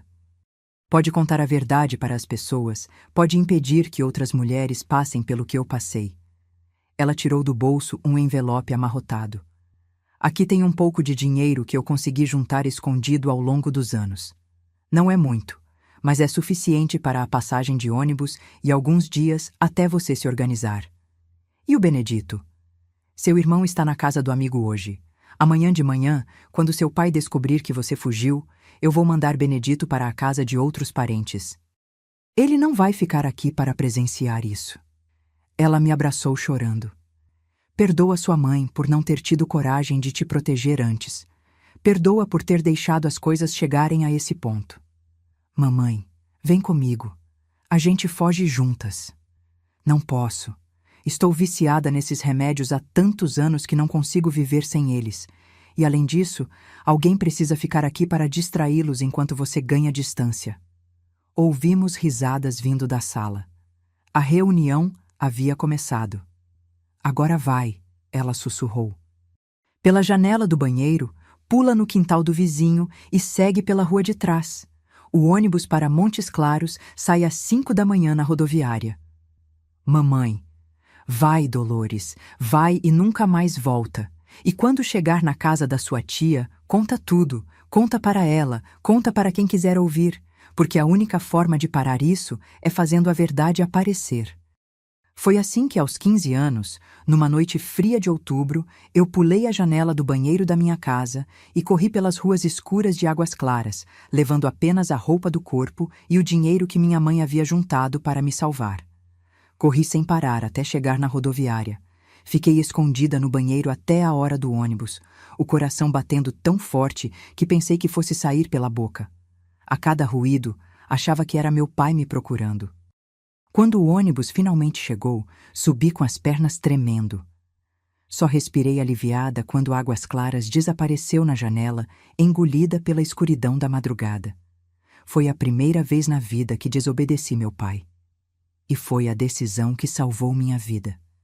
Nesse momento da minha vida, eu realmente não sabia se conseguiria seguir em frente. A incerteza era minha única companhia constante. Vocês já sentiram esse medo do desconhecido? Deixe seu coração nos comentários se esse relato está tocando você. Cheguei em Montes Claros às 8 da manhã de sábado, exausta e ainda em choque com tudo o que havia acontecido. Minha tia Helena, irmã mais nova da minha mãe, ficou surpresa ao me ver na porta dela àquela hora, com o rosto inchado da bofetada e os olhos vermelhos de tanto chorar. Dolores, minha filha, o que você está fazendo aqui? Onde está sua mãe? Entrei na casa dela e desabei. Contei tudo. Cada detalhe sórdido, cada horror que havia descoberto sobre meu pai, sobre o que acontecia na nossa casa, sobre o destino que me aguardava se eu tivesse ficado. Tia Helena ouviu tudo em silêncio, o rosto ficando cada vez mais pálido. Quando terminei, ela me abraçou forte e disse: "Você foi muito corajosa, minha filha, e fez a coisa certa vindo para cá." Mas eu podia ver nos olhos dela que ela não sabia exatamente o que fazer com aquela informação. Como a maioria das pessoas na época, ela tinha dificuldade em acreditar que um homem tão respeitado religiosamente pudesse ser capaz de coisas tão horríveis. Você tem certeza de que não entendeu errado algumas coisas? Seu pai sempre foi um homem muito religioso. Tia, eu vi, eu ouvi, eu ia ser a próxima vítima. Ela suspirou fundo. Está bem. Você fica aqui comigo e com seu tio Mário. Vamos pensar no que fazer. Nos primeiros dias, vivi num estado de terror constante. Cada batida na porta, cada telefone tocando, eu pensava que era meu pai vindo me buscar. Tia Helena tentava me acalmar, mas eu via que ela também estava nervosa. No terceiro dia, o telefone tocou. Era minha mãe. "Dolores está aí?" Ouvi a voz dela, distante e pastosa pelo telefone. Tia Helena olhou para mim e eu balancei a cabeça desesperadamente. Não queria falar com ninguém de Águas Claras. "Conceição, você está bem? Sua voz está estranha." Estou só cansada." Joaquim está procurando Dolores. Disse que ela fugiu de casa sem motivo, que está numa fase rebelde. Ele quer que ela volte. E você? O que você acha? Houve um silêncio longo do outro lado da linha. Eu acho que ela deve ficar aí, por enquanto, até as coisas se acalmarem. Tia Helena percebeu algo estranho na voz da minha mãe. Conceição, você está tomando algum remédio? Só para os nervos. O doutor Geraldo disse que é normal depois de passar por momentos difíceis. Quando minha tia desligou o telefone, ela me olhou com uma expressão diferente, mais preocupada, mais acreditando. Sua mãe realmente parece estar sob efeito de medicação forte, e a forma como ela falou parecia ter medo até de dizer que você deve ficar aqui. Nos dias seguintes, outras informações começaram a chegar. Tio Mário, que trabalhava no cartório da cidade, ouviu comentários estranhos sobre várias famílias que haviam se mudado repentinamente de Águas Claras nos últimos anos. Sempre mulheres com filhos, sempre de forma misteriosa. É estranho, ele comentou durante o jantar. Normalmente, quando alguém se muda, a gente fica sabendo para onde foi, tem algum contato. Mas essas famílias simplesmente desapareceram, como se nunca tivessem existido. Uma semana depois da minha chegada, recebemos uma visita inesperada. Era Mariana, a jovem que havia participado daquele estudo bíblico especial com meu pai. Ela apareceu na porta da tia Helena numa tarde de terça-feira, magra, pálida, com olheiras profundas. Quando me viu, começou a chorar. Dolores, que bom que você conseguiu sair. Eu tentei fugir também, mas... Ela arregaçou as mangas da blusa e mostrou marcas roxas nos braços. Seu pai descobriu que eu estava planejando ir embora. Me trancou em casa por 3 dias, me obrigou a tomar aqueles remédios até eu ficar completamente fora de mim. E depois... Ela não conseguiu terminar a frase, mas eu entendi. Como você está aqui agora? Minha mãe. Ontem de manhã ela amanheceu morta. O doutor Geraldo disse que foi overdose acidental dos remédios que ela tomava para a depressão. Mas eu sei que não foi acidental. Ela tomou tudo de propósito para não ter que continuar vivendo aquele inferno. Tia Helena trouxe água para Mariana e se sentou conosco. Minha filha, você precisa contar essas coisas para a polícia. Mariana riu, mas era um riso amargo. Para qual polícia? O delegado de Águas Claras janta na casa do irmão Joaquim toda semana. Metade dos policiais da cidade frequenta aquelas reuniões especiais. Foi nesse momento que tia Helena finalmente entendeu a dimensão real do que estávamos enfrentando. Não era apenas um homem pervertido. Era uma rede, um esquema que envolvia autoridades locais, líderes religiosos, homens influentes da região. E agora, o que a gente faz? Eu vou para São Paulo, Mariana disse. Tenho uma prima lá que disse que pode me ajudar a começar uma vida nova, longe de tudo isso. E eu? Perguntei. Você fica aqui e constrói uma vida longe dessa loucura, tia Helena disse. Vai estudar, vai trabalhar, vai ser uma mulher independente. E quando for mais velha, se quiser, pode contar sua história para quem quiser ouvir. Mas eu sabia que não seria tão simples assim. Águas Claras ficava a apenas 2 horas de Montes Claros. Meu pai conhecia gente em toda a região. E mais cedo ou mais tarde, ele viria atrás de mim. 2 semanas depois, meus medos se confirmaram. Tio Mário chegou em casa visivelmente nervoso. Dolores, seu pai esteve aqui hoje. Passou no cartório perguntando se eu sabia alguma coisa sobre você. O que você disse? Disse que não sabia de nada. Mas ele não parecia acreditar e fez umas ameaças veladas sobre famílias que se metem onde não devem. Naquela noite, tia Helena me chamou para uma conversa séria. Dolores, eu acho que você não está segura aqui. Não totalmente. Seu pai é um homem perigoso, com contatos em muitos lugares. A gente precisa te levar para mais longe. Para onde? Tenho uma amiga em Belo Horizonte que pode te abrigar. Lá você pode conseguir trabalho, estudar à noite, construir uma vida completamente nova. E é grande o suficiente para você se perder no meio de tanta gente. A ideia me apavorava. Sair de Montes Claros significava ficar ainda mais longe da minha mãe, do Benedito, de tudo que eu conhecia. Mas, ao mesmo tempo, eu sabia que era a única forma de ter uma chance real de liberdade. E se mamãe precisar de mim? Sua mãe fez a escolha dela quando te ajudou a fugir. Ela sabia que talvez nunca mais te visse, mas preferiu te salvar a te ver destruída. Durante esses dias em Montes Claros, comecei a entender dimensões do esquema do meu pai que eu não havia percebido antes. Através das conversas com Mariana e das investigações discretas do tio Mário, descobri que a rede era muito maior do que eu imaginava. Havia outras congregações de testemunhas de Jeová na região que estavam envolvidas. Outros anciãos que seguiam o mesmo padrão: identificar mulheres vulneráveis, oferecer ajuda, criar dependência e depois explorá-las sexualmente em troca de dinheiro. É como se fosse uma franquia, Mariana me explicou com amargura. Seu pai ensina os outros como fazer, pega uma porcentagem dos lucros e todos ficam protegidos porque ninguém vai suspeitar de homens tão religiosos. Também descobri que havia uma hierarquia dentro do esquema.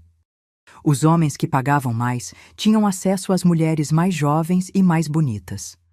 Os que pagavam menos ficavam com as mais velhas ou as que já estavam mais desgastadas pelo uso constante de drogas. E havia punições específicas para mulheres que tentavam resistir ou fugir. Algumas eram mandadas para outras cidades, onde homens ainda mais violentos as aguardavam. Outras simplesmente desapareciam, e suas mortes eram sempre explicadas como acidentes ou suicídios. Por isso é tão importante você ter conseguido sair, Mariana me disse. Porque uma vez que você entra nesse sistema, é quase impossível escapar. Eles têm contatos em todo lugar, sabem como encontrar quem foge e sempre têm formas de fazer as pessoas voltarem. Foi durante uma dessas conversas que Mariana me contou algo que me gelou o sangue. Dolores, tem uma coisa que eu preciso te contar, sobre seu irmão. O que tem o Benedito? Seu pai. Ele está preparando o Benedito para assumir parte dos negócios quando ficar mais velho. Está ensinando ele a identificar meninas vulneráveis na escola, a ganhar a confiança delas, a trazê-las para casa. Não é possível. Benedito é só uma criança. Crianças crescem, Dolores, e se ficarem naquele ambiente, aprendem que aquilo é normal. Seu pai está criando um sucessor. A ideia de que meu irmãozinho pudesse ser corrompido por aquele monstro me deu forças renovadas para lutar pela minha própria liberdade. Se eu conseguisse construir uma vida nova, talvez um dia pudesse voltar para salvá-lo também. Foi assim que, 3 semanas depois de fugir de casa, me vi novamente numa rodoviária, dessa vez com destino a Belo Horizonte. Tia Helena me deu roupas, um pouco mais de dinheiro e, principalmente, esperança. Você é forte, Dolores, mais forte do que imagina. E vai conseguir construir uma vida boa longe de toda essa maldade. Quando o ônibus partiu, olhei pela janela e vi Montes Claros desaparecendo no horizonte.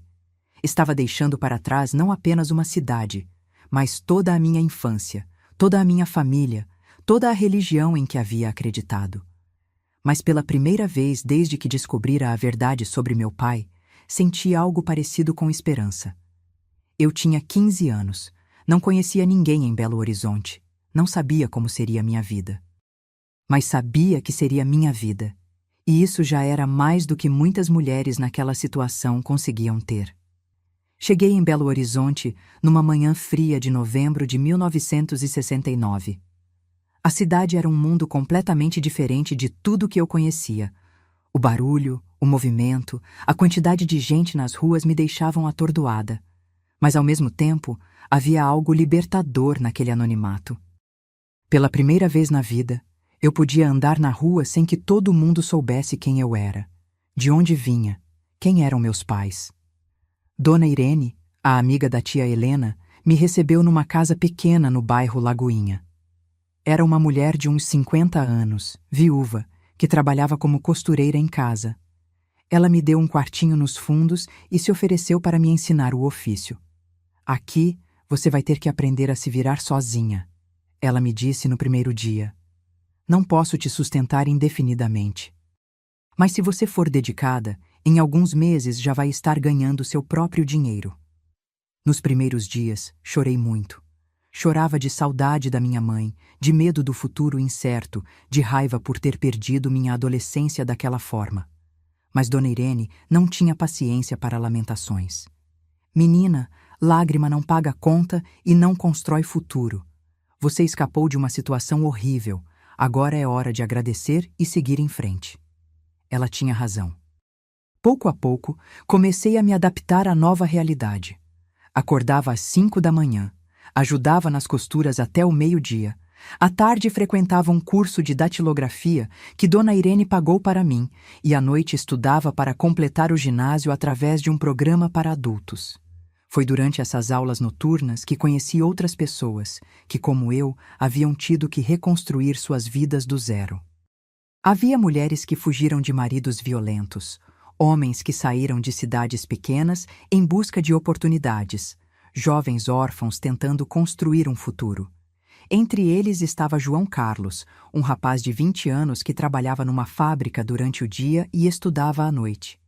Ele havia perdido os pais ainda criança e sido criado por tios que o exploravam no trabalho da roça. Fugiu aos 17 anos e estava tentando aprender uma profissão melhor. João Carlos foi a primeira pessoa para quem contei minha história completa. Não nos primeiros encontros, claro. Levei meses para confiar nele o suficiente para revelar de onde eu realmente vinha e por que estava ali. Quando finalmente contei, ele ficou em silêncio por muito tempo. Depois me abraçou e disse: "Você é a pessoa mais corajosa que eu conheço, e não vou deixar ninguém te machucar nunca mais." E foi João Carlos quem me encorajou a procurar ajuda profissional para lidar com o trauma do que havia vivido.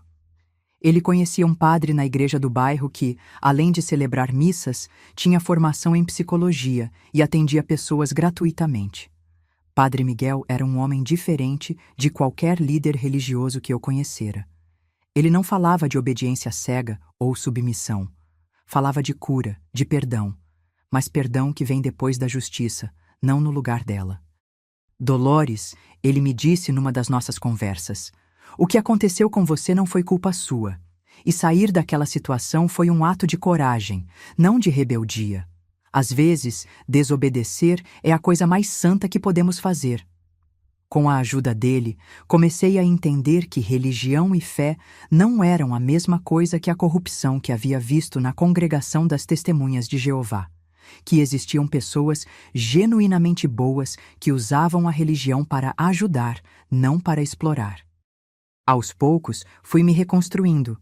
Aprendi não apenas a costurar, mas a administrar dinheiro, a me defender verbalmente, a confiar no meu próprio julgamento. Dona Irene, apesar da dureza inicial, se tornou uma figura maternal importante na minha recuperação. "Você chegou aqui uma menina assustada", ela me disse num final de tarde, enquanto dobrávamos as costuras do dia. "Agora está virando uma mulher de verdade, uma mulher que sabe o que quer e como conseguir." Durante esse período de reconstrução, comecei a entender melhor o que havia vivido. Através das conversas com Padre Miguel e da maturidade que vinha com a idade, pude processar traumas que na época eram apenas terror inexplicável. Entendi que meu pai não era simplesmente um homem mau. Ele era um predador calculista que havia construído o esquema perfeito: usar a respeitabilidade religiosa como escudo, a vulnerabilidade das mulheres como oportunidade e o medo e a vergonha como prisão. Predadores como seu pai, Padre Miguel me explicou, escolhem ambientes onde são automaticamente respeitados e onde questionamentos são desencorajados. Instituições religiosas, escolas, hospitais, lugares onde as pessoas baixam a guarda porque esperam encontrar bondade. Também comecei a entender melhor o que havia acontecido com minha mãe. Ela não era uma cúmplice voluntária, como eu havia pensado algumas vezes durante minha raiva adolescente. Ela era uma vítima que havia sido quebrada sistematicamente até perder a capacidade de resistir. O processo de destruição da vontade de uma pessoa, Padre Miguel me explicou, é gradual e calculado. Primeiro isolam a vítima de fontes de apoio, depois criam dependência financeira, emocional, química. Por último, fazem a pessoa acreditar que merece o que está acontecendo, ou que não há saída possível. Em 1971, com 17 anos, consegui meu primeiro emprego, de verdade, numa loja de roupas no centro da cidade. O salário era pequeno, mas era meu. Pela primeira vez na vida, eu tinha independência financeira completa. Foi nessa época que recebi a primeira notícia de Águas Claras, depois de quase 2 anos de silêncio. A informação veio através de uma carta que tia Helena enviou para Dona Irene. A carta dizia que minha mãe havia sido internada num hospital psiquiátrico. Oficialmente, por depressão severa e vício em medicamentos controlados. Benedito havia sido mandado para morar com parentes distantes em outra cidade, e meu pai continuava sendo um ancião respeitado, agora casado novamente com uma mulher jovem que havia chegado à congregação vinda de uma situação difícil. Dolores, João Carlos me disse naquela noite: "Você não pode fazer nada por sua mãe agora, mas pode fazer algo por outras mulheres que talvez estejam passando pelo mesmo." Como? Contando sua história, escrevendo sobre isso, procurando jornalistas, organizações que lutam pelos direitos das mulheres. Sua voz pode ser a diferença entre outras famílias serem destruídas ou serem salvas. A ideia me apavorava. Falar publicamente sobre o que havia vivido significava correr o risco de ser encontrada pelo meu pai, de sofrer retaliações, de reviver traumas que eu estava tentando superar. Mas também significava dar um propósito maior para todo o sofrimento que eu havia passado. Em 1972, 3 anos depois da minha fuga, escrevi minha primeira carta para um jornal de Belo Horizonte. Não usei meu nome verdadeiro, não mencionei nomes específicos, mas contei a história de uma menina que descobriu que seu pai usava uma congregação religiosa como fachada para explorar mulheres vulneráveis. A carta foi publicada numa seção de denúncias anônimas. Não teve grande repercussão, mas foi o primeiro passo para transformar minha dor em algo que pudesse ajudar outras pessoas. Nesse mesmo ano, João Carlos me pediu em casamento. Nós nos casamos numa cerimônia simples, só com Dona Irene, Padre Miguel e alguns amigos da escola noturna. Eu usava um vestido branco que eu mesma havia costurado, e pela primeira vez em muito tempo, me senti verdadeiramente feliz. "Agora você tem uma família de verdade", disse Dona Irene, chorando durante a cerimônia. "Uma família escolhida, não imposta." O casamento com João Carlos me deu uma estabilidade emocional que eu nunca havia experimentado. Ele era gentil, respeitoso, me apoiava em tudo. Nunca tentou me controlar ou me diminuir. Era tudo que um marido deveria ser e que meu pai nunca foi para minha mãe. Durante os primeiros anos de casamento, continuei trabalhando na loja de roupas e estudando à noite. João Carlos trabalhava na fábrica durante o dia e fazia curso técnico de contabilidade aos fins de semana. Éramos um casal jovem lutando para construir um futuro melhor, sem ajuda de família, dependendo apenas um do outro. Em 1974, nasceu minha primeira filha, Maria Helena, assim nomeada em homenagem à tia que me salvou.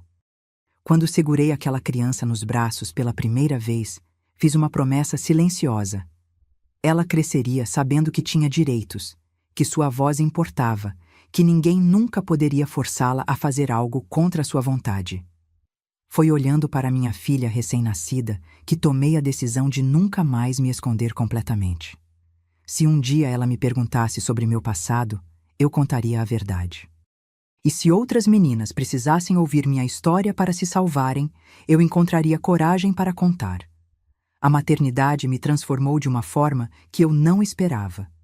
Não apenas me deu um propósito renovado, mas também me fez entender melhor o que minha própria mãe havia passado. O amor por um filho é tão intenso que uma mãe é capaz de qualquer sacrifício para protegê-lo. Sua mãe te amava mais do que a própria vida, Padre Miguel me disse quando compartilhei esses sentimentos com ele. E a prova disso é que ela escolheu te deixar partir, mesmo sabendo que talvez nunca mais te veria. Esse foi o maior ato de amor que ela podia demonstrar.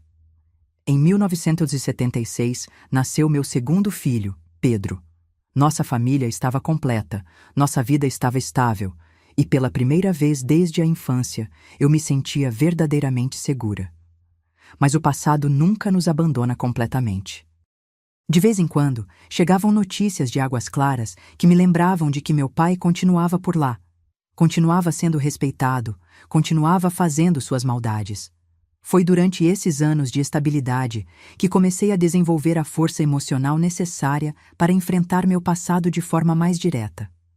O amor da minha família, o apoio dos amigos, a terapia com Padre Miguel, tudo isso me deu alicerces sólidos para poder olhar para trás sem me despedaçar. E gradualmente fui percebendo que minha história não era apenas minha. Era parte de um padrão muito maior de abuso de poder, de exploração de vulneráveis, de uso da religião como escudo para crimes hediondos. Se eu tinha sobrevivido, se tinha conseguido construir uma vida boa, talvez fosse minha responsabilidade usar essa força para ajudar outras pessoas que ainda estavam presas em situações similares. Durante esses anos de reconstrução, aprendi coisas sobre mim mesma que nunca imaginei. Descobri que era mais forte do que pensava, mais inteligente do que me permitiram acreditar, mais capaz de amar e ser amada do que os traumas iniciais sugeriram. Mas também aprendi que algumas feridas nunca cicatrizam completamente, que certos medos ficam para sempre, como cicatrizes invisíveis que doem quando o tempo muda, e que a liberdade conquistada com tanto sofrimento é algo pelo qual você tem que lutar todos os dias. Os anos que se seguiram foram de construção gradual de uma vida que eu nunca havia sonhado ser possível. João Carlos e eu prosperamos em Belo Horizonte.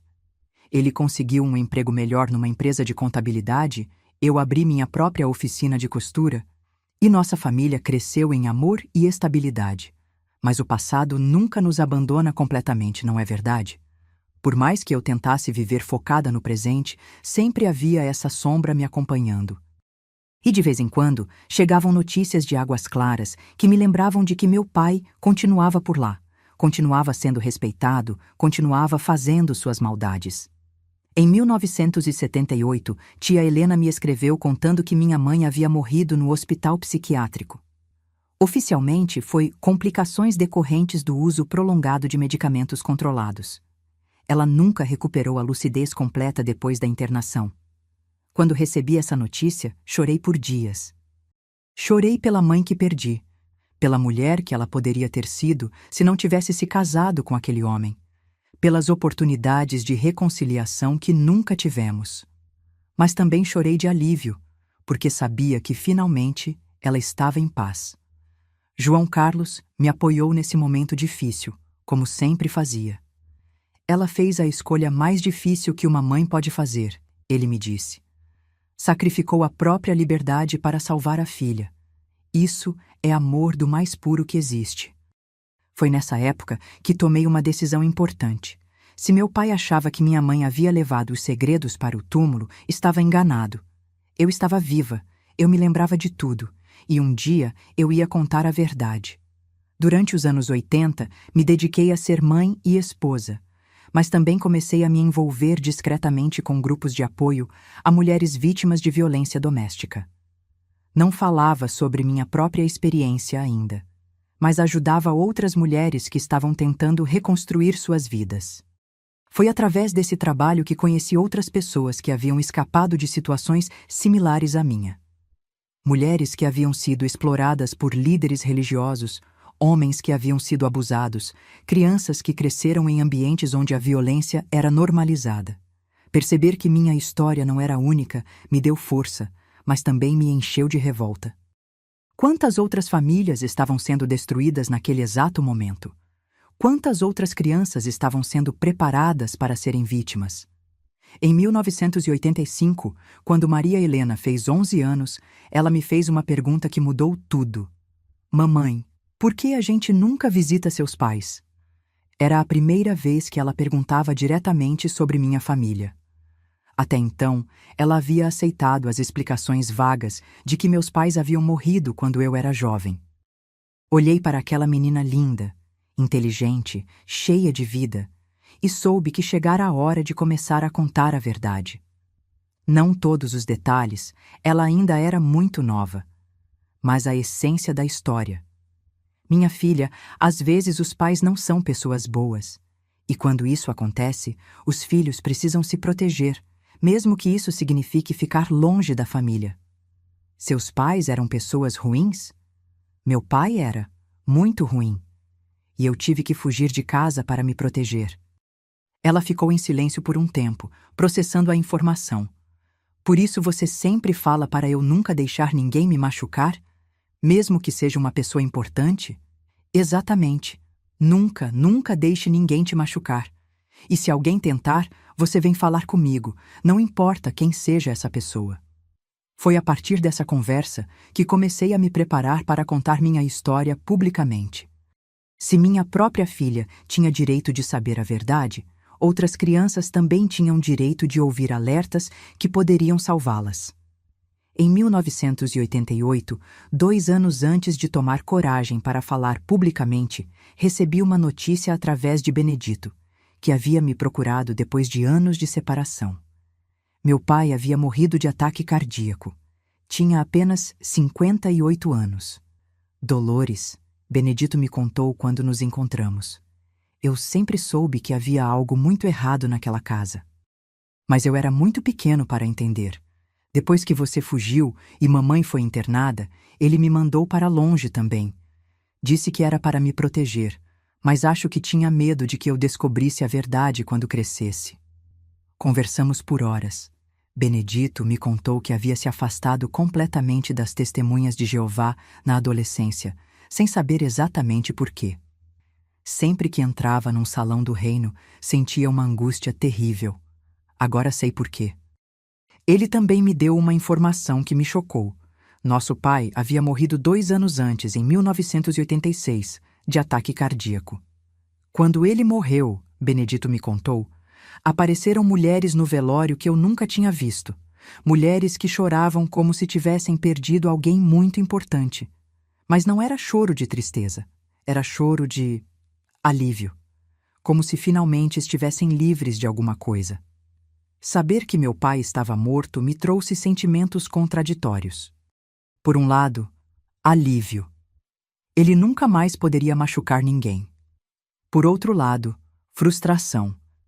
Ele havia morrido sem nunca pagar pelos crimes que cometeu, sem nunca admitir o mal que fez. Mas também me trouxe uma sensação de liberdade completa. Não precisava mais ter medo dele. Podia falar abertamente sobre tudo o que havia acontecido sem me preocupar com retaliações. Em 1990, 15 anos depois de ter escrito aquela primeira carta anônima, procurei um jornalista investigativo de Belo Horizonte que era conhecido por denunciar casos de corrupção e abuso de poder. Dessa vez, estava disposta a usar meu nome verdadeiro. Senhor Roberto, eu disse na primeira reunião, eu tenho uma história para contar. Uma história sobre como homens usam a religião para esconder os crimes mais horríveis. E eu tenho provas. As provas eram principalmente meu testemunho e algumas informações que tia Helena havia conseguido juntar ao longo dos anos sobre outras famílias que haviam desaparecido misteriosamente de Águas Claras. Não era muito, mas era um começo. Roberto ficou interessado na história, mas me alertou sobre os riscos. Dolores, acusar um líder religioso respeitado é sempre perigoso, mesmo que ele já tenha morrido. Vai haver pessoas que vão negar tudo, que vão dizer que você está mentindo por ressentimento. Você tem que estar preparada para isso. Estou preparada. Passei 20 anos me preparando. A matéria foi publicada em setembro de 1990, numa série especial sobre abuso religioso. Minha história ocupou 3 páginas inteiras do jornal, com foto e nome completo. Eu contei tudo, os crimes do meu pai, o esquema de exploração de mulheres, a conivência de outros líderes religiosos, a corrupção das autoridades locais. A repercussão foi imensa. O jornal recebeu centenas de cartas, algumas me apoiando, outras me xingando e me chamando de mentirosa. Mas o mais importante, 5 mulheres entraram em contato comigo, dizendo que haviam passado por situações similares em Águas Claras ou cidades vizinhas. Uma delas era a própria Mariana, que eu não via desde 1969. Ela havia se casado, criado filhos, construído uma vida em São Paulo, mas nunca havia conseguido esquecer completamente o trauma. Minha matéria a encorajou a procurar ajuda psicológica e, eventualmente, a contar sua própria história. Mas a reação mais significativa veio de onde eu menos esperava. Outras congregações de testemunhas de Jeová começaram a investigar internamente casos similares. Descobriram que o esquema do meu pai não era único, que havia outros anciãos em outras cidades fazendo coisas parecidas. Seu pai era parte de uma rede muito maior, me explicou um ex-ancião que me procurou depois da publicação. Eles se comunicavam, trocavam informações, até trocavam mulheres entre cidades diferentes. Era como uma organização criminosa dentro da organização religiosa. Em 1992, uma investigação mais ampla foi aberta, não pelas autoridades, que continuavam protegendo os envolvidos, mas por jornalistas e organizações de direitos humanos. Descobriram que pelo menos 12 cidades da região haviam sido afetadas por esquemas similares, sempre envolvendo líderes religiosos respeitados. Algumas das mulheres que haviam desaparecido ao longo dos anos foram encontradas. Estavam vivas, mas completamente destruídas psicologicamente. Outras nunca foram localizadas, e provavelmente nunca serão. Foi então que decidi transformar minha experiência numa missão de vida. Comecei a dar palestras em escolas, igrejas, centros comunitários, sempre alertando sobre os sinais de abuso religioso e encorajando as pessoas a denunciarem. Não importa quão respeitada seja a pessoa, eu sempre dizia no final das palestras. Não importa que cargo religioso ela ocupe. Se alguém está machucando você ou pedindo para você fazer coisas que te deixam desconfortável, fale. Procure ajuda. Você não está sozinha. Muitas pessoas me procuraram depois dessas palestras. Algumas apenas para agradecer por terem ouvido que não estavam sozinhas. Outras para contar suas próprias histórias e pedir conselhos sobre como seguir em frente. E algumas, as mais corajosas, para denunciar abusadores que ainda estavam ativos. Em 1995, ajudei a fundar uma organização não governamental dedicada a apoiar vítimas de abuso religioso. Não era apenas sobre testemunhas de Jeová. Descobrimos que o problema existia em todas as denominações religiosas, sempre seguindo padrões similares. O problema não é a religião em si, eu explicava nas entrevistas que dava. O problema são pessoas más que usam a religião como escudo para seus crimes. E o problema são instituições que protegem esses criminosos em nome da reputação da organização. Durante todos esses anos de ativismo, minha família me apoiou incondicionalmente. Maria Helena e Pedro cresceram sabendo da história da família, sabendo por que era tão importante lutar contra a injustiça, sabendo que tinham a responsabilidade de proteger os mais vulneráveis. Em 1998, quando Maria Helena fez 24 anos, ela me disse algo que nunca vou esquecer. Mamãe, eu sei que foi muito difícil para você contar sua história publicamente, mas saiba que eu me orgulho de ser sua filha. E me orgulho de saber que nossa família foi construída sobre coragem e verdade, não sobre mentiras e silêncio. Nesse mesmo ano, Pedro, que havia se formado em jornalismo, escreveu uma série de reportagens sobre redes de abuso religioso no Brasil. Ele dedicou o trabalho à minha mãe, que me ensinou que a verdade sempre vale a pena, mesmo quando dói. Aos poucos, nossa luta começou a dar frutos concretos. Leis foram mudadas para facilitar denúncias contra líderes religiosos. Protocolos foram criados para proteger crianças em ambientes religiosos. E, principalmente, o assunto deixou de ser tabu. Pessoas começaram a falar abertamente sobre abuso religioso. Claro que nem tudo foi fácil. Recebi ameaças, processos judiciais, tentativas de desacreditar minha história. Algumas organizações religiosas me atacaram publicamente, dizendo que eu estava atacando a fé das pessoas. Mas para cada ataque que recebia, chegavam 10 cartas de apoio. Para cada pessoa que me xingava, havia 5 que me agradeciam por ter dado voz ao sofrimento delas. Em 2005, 36 anos depois da minha fuga, aconteceu algo que eu nunca pensei que fosse possível. As Testemunhas de Jeová emitiram um comunicado oficial reconhecendo que erros graves haviam sido cometidos por alguns anciãos no passado e pedindo desculpas às vítimas. Não mencionaram meu nome especificamente, nem admitiram a extensão real do problema. Mas foi a primeira vez que a organização reconheceu publicamente que havia algo errado. É apenas um primeiro passo, eu disse à imprensa na época. Mas é importante porque quebra o silêncio. E quando o silêncio é quebrado, a cura pode começar. Hoje, aos 71 anos, quando olho para trás, vejo uma vida que foi marcada pelo horror, mas também pela superação.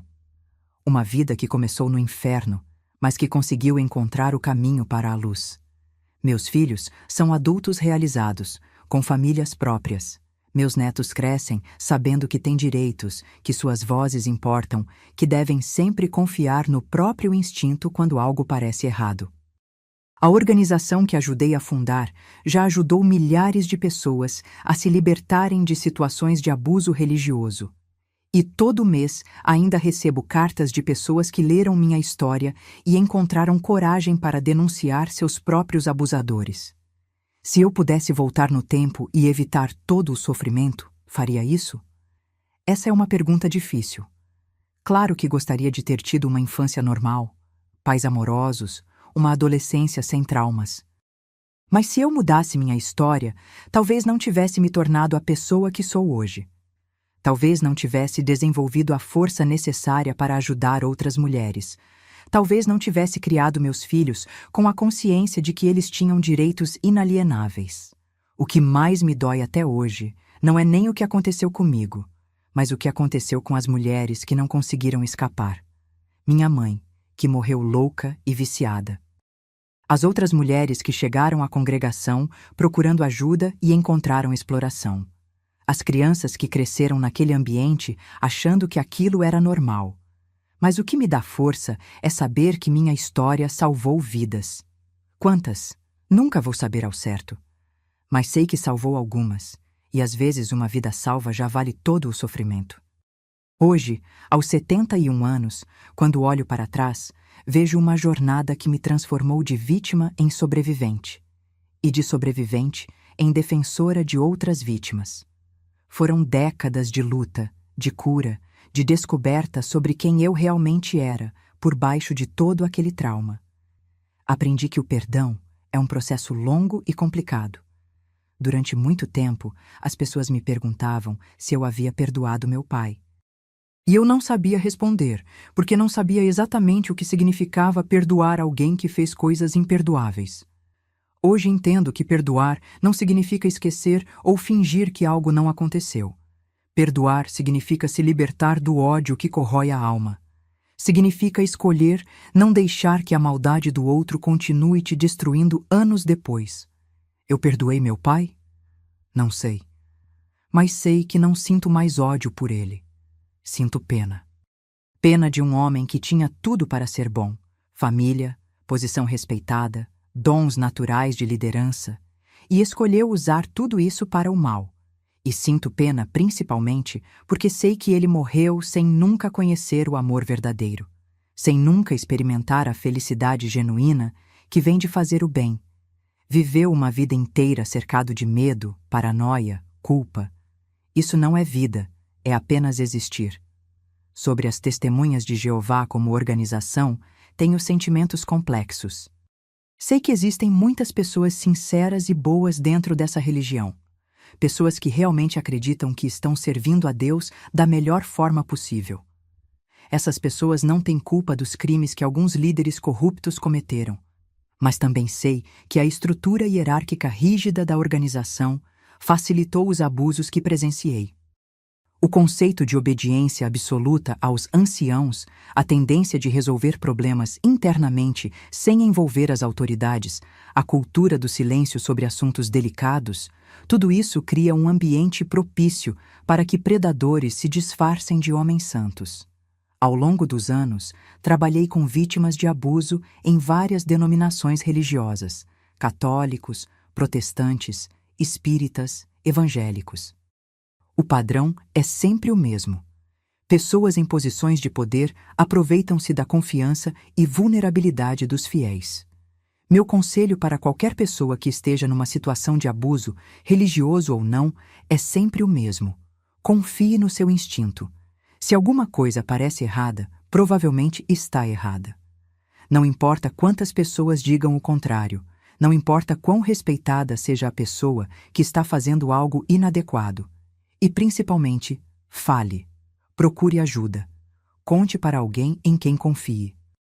O silêncio é o maior aliado dos abusadores. Quando quebramos o silêncio, começamos a quebrar também o poder que eles têm sobre nós.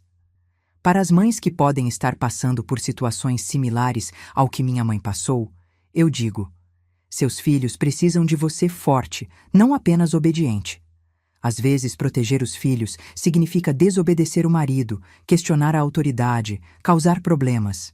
Mas seus filhos valem qualquer problema que você possa enfrentar.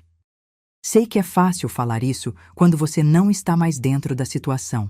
Sei que quando você está sendo ameaçada, drogada, isolada, parece impossível encontrar uma saída. Mas existem saídas. Sempre existem. Pode não parecer, mas existem pessoas dispostas a ajudar.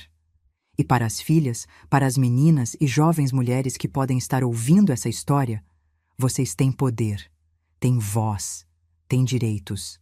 Não deixem ninguém, nunca, convencê-las do contrário.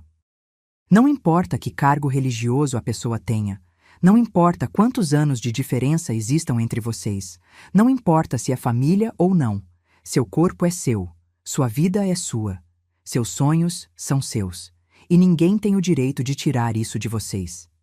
Durante todos esses anos de ativismo, aprendi que a cura não é um destino, é uma jornada. Não existe um momento em que você acorda completamente curada de todos os traumas. Existe um processo contínuo de crescimento, de aceitação, de transformação da dor em propósito.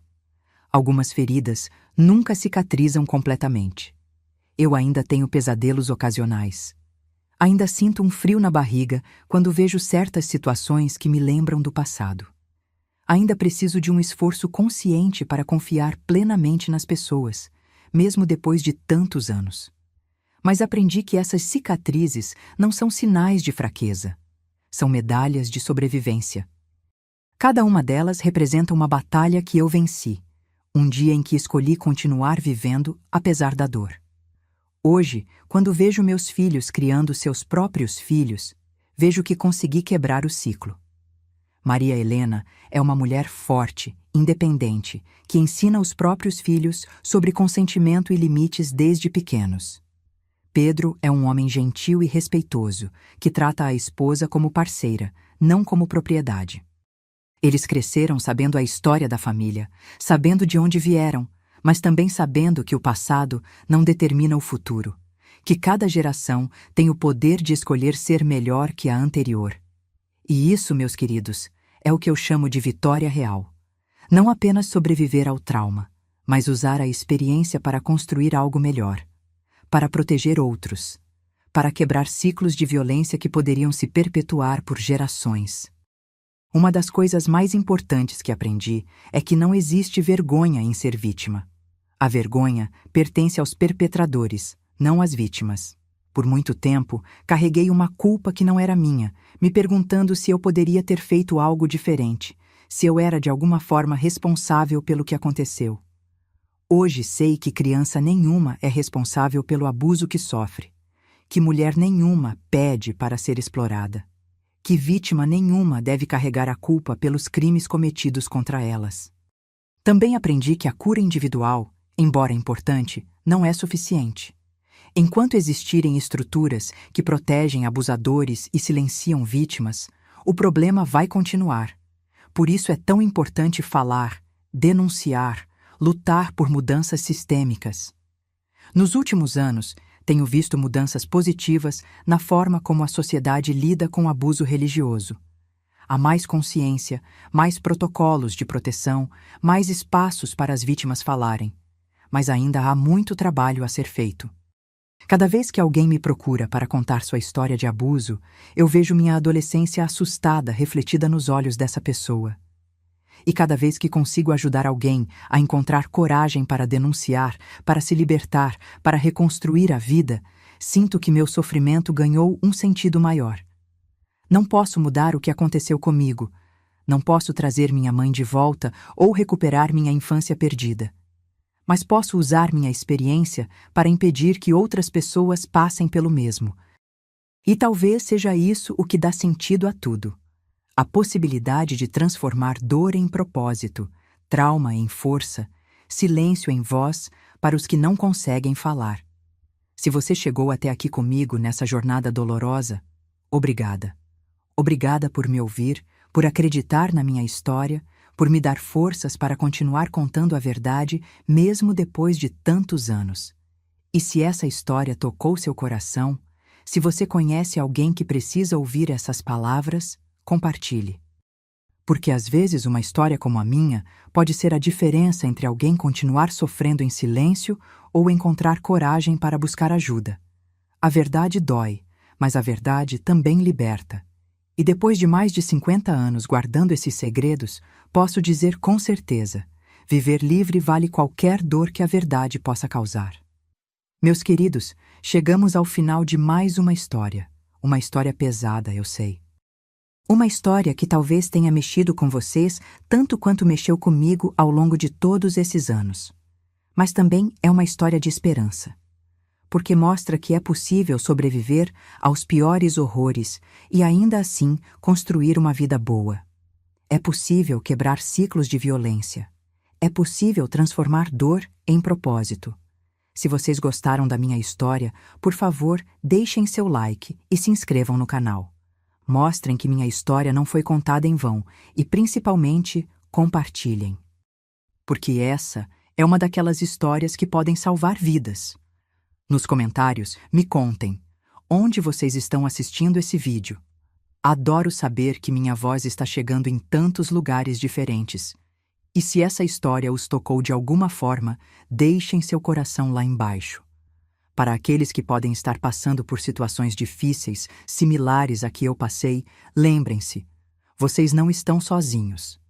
Existem pessoas dispostas a ajudar, existem organizações que podem dar suporte, existem formas de sair dessas situações. Nunca percam a esperança. Nunca parem de lutar por uma vida melhor. E, principalmente, nunca se calem quando alguém está tentando machucá-los. Hoje eu tenho netos da idade que eu tinha quando tudo isso começou. E quando olho para eles brincando, rindo, crescendo livres e seguros, sei que toda a luta valeu a pena. Eles nunca vão passar pelo que eu passei. E se depender de mim, nenhuma criança deveria passar. A próxima semana eu volto aqui com uma nova história. Uma história um pouco mais leve, prometo, porque depois de tanto peso, todos nós merecemos um pouco de alívio. Até lá, cuidem-se, protejam seus filhos. Ensinem eles que têm direitos, que podem dizer não, que podem sempre procurar ajuda quando algo estiver errado. E lembrem-se sempre, vocês são mais fortes do que imaginam. Muito mais fortes. Um beijo no coração de cada um de vocês e até a próxima semana. Que Deus, o Deus verdadeiro de amor e proteção, não o Deus distorcido que meu pai usava para justificar seus crimes, abençoe cada um de vocês com paz, coragem e a certeza de que nunca estão sozinhos nesta vida. Tchau, meus queridos. Até logo.